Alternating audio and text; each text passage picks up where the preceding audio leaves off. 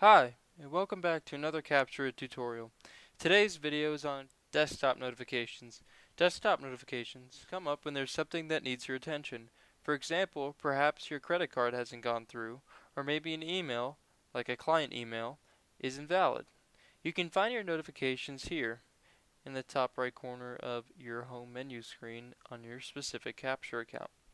You can click the icon here to see what the specific issues are. If emails are bouncing to your clients, they aren't getting reports. So make sure you update any email addresses that appear in the notifications section. So like for this example, we see work order request creation email. If we click that notification, you'll see message expired, unable to deliver in 840 minutes for 221, yada yada yada, connection timed out.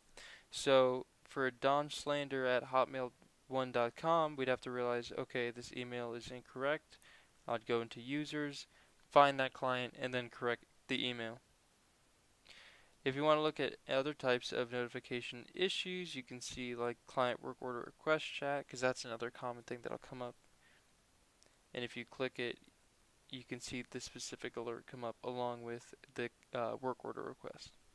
So I hope this video was helpful. If you have any more questions or concerns, please contact us at support@capture.com. Thanks again for watching.